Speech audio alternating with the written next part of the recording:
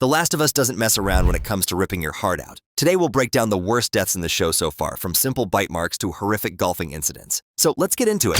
The most brutal deaths. Joel's death scene stands as by far the most shocking moment in the entire series. This mountain of a man, whom entirely carried the first game and season, suddenly finds himself on the wrong end of Abby's little revenge tour around the USA. After saving her from a ton of nasty infected, Joel gets betrayed, captured, and ultimately beaten to a pulp. The move to end it all is a golf club handle piercing the neck, while Ellie watches helplessly, begging for her only father figure to get up and fight. You can hear me. Joel. Joel,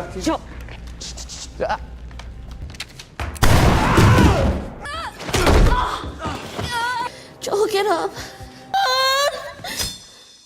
Talk about a way to set the tone for what follows in this dark story. Not far behind in the trauma list is his daughter Sarah's death. In the chaotic early hours of the outbreak, Joel's only child gets gunned down in cold blood by a soldier forced to follow his orders. Watching Joel cradle his dying child in those opening moments of episode 1 establishes that nobody is safe in this newly turned world. We are not safe! You're okay. Move your hand, baby.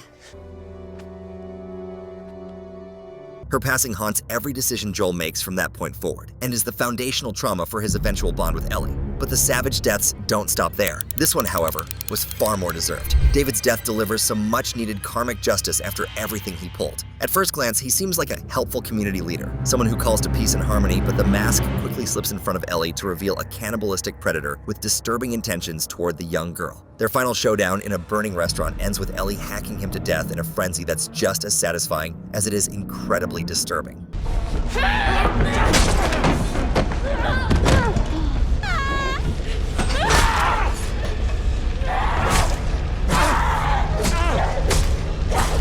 The look in her eyes afterward shows the psychological toll of such violence, being forced to end a life so violently in order to protect her own. Speaking of savage, Perry's confrontation with the bloater in Kansas City gives us one of the show's most visually disturbing deaths in an awesome callback to the game. Trying to buy others time to escape, Perry faces down this monstrous infected, only to have his head torn clean off in an animation that usually plays when Joel is killed by it in the original game. It happens so fast and so violently that it leaves viewers with the same shocked expression as the other characters watching it unfold, as well as the anger and surprise of gamers when they first received that terrifying kill screen.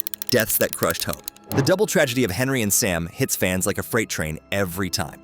These brothers survive together against impossible odds, only for Sam to reveal the bite he's been hiding to Ellie. By morning, he's turned, forcing Henry to make an impossible choice: shoot his infected brother to save Ellie, before turning the gun on himself, unable to live with what he's done. Just when Joel and Ellie find companions to share the burden of survival and begin to bond as both children and adults, they're gone in seconds, and they've back to being alone once more. Not long after Perry's gruesome end, Kathleen, the vengeance-obsessed rebel leader, meets her own messy fate. Just as she's about to kill Henry, a child clicker takes her out in a scene we all cheered for. Talk about keeping your eyes on the wrong threat. Her death serves as deadly irony, a leader so consumed with revenge that she misses the real danger literally beneath her feet. Tess offers another form of sacrifice that stings quite differently. After getting bitten during a skirmish with the infected at the museum, she makes the ultimate call to stay behind at the State House to protect the gang from a horde. Her final act was blowing herself up along with the horde of infected to buy Joel and Ellie precious escape time, causing her to have a really, really gross scene with one of the undead. What are you doing? Making sure that they don't follow you.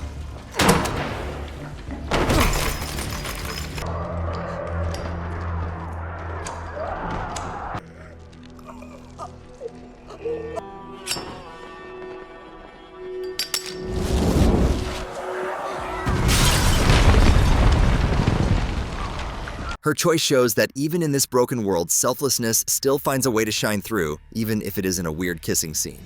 The quiet goodbyes. Not all deaths need buckets of blood to devastate viewers. Anna, Ellie's mother, has possibly the least intense farewell. After giving birth while fighting off an infected, she gets just a few moments to hold her newborn daughter before asking Marlene to kill her before she turns. It's a really sad but touching moment, one that's more quiet and calm than chaotic and explosive. A nice change of pace from what the show usually delivers us. But she's not the only one who died as quickly as she was introduced. Brian's death might seem minor compared to others, but it leaves a substantial mark with fans. After Ellie shoots him during an ambush, leaving him paralyzed, his desperate pleas for mercy fall on deaf ears as Joel delivers the finishing blow off screen. It's a deep reminder of how casual killing has become in this world, where not only Joel, but the ambushers themselves are very nonchalant with ending lives. As time goes by, each kill chips away at the survivor's humanity, gradually forming a killer rather than a regular person. The Fedra soldier becomes one of Joel's earliest and most brutal victims victims after the outbreak. During an escape attempt from the quarantine zone, Joel beats him to death without a second thought. It's raw, instinctive violence that foreshadows just how dangerous Joel can be when protecting those he cares about, and is an early tease of his relationship with Ellie.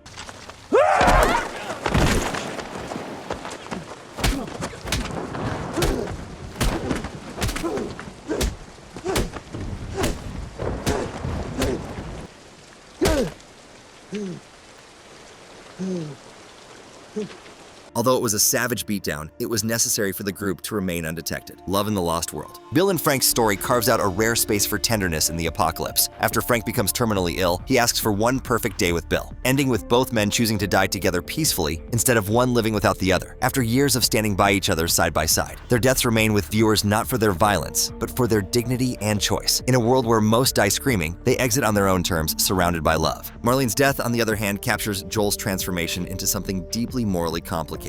After rescuing Ellie from surgery that would have killed her, but potentially created a cure for humanity, Joel eliminates anyone who might come after them, including Marlene. Despite her surrender and pleas, he shoots her without hesitation, showing how far he'll go to protect what's his. Riley's tragic off-screen death haunts Ellie throughout her journey. Their night of teenage fun in an abandoned mall quickly sours when both get bitten. While Ellie's immunity saves her, Riley isn't so lucky. This loss becomes the foundation of Ellie's survivor's guilt and drives much of her motivation going forward in the series. The moral cost of survival. What makes The Last of Us so compelling isn't just the deaths themselves, but what they reveal about survival. Take Marlene's execution by Joel. It's clean and quick, but loaded with moral complexity and years of unversed trauma and history. Joel doesn't just kill to protect Ellie in that moment. He kills to prevent any future where someone might sacrifice her for the greater good.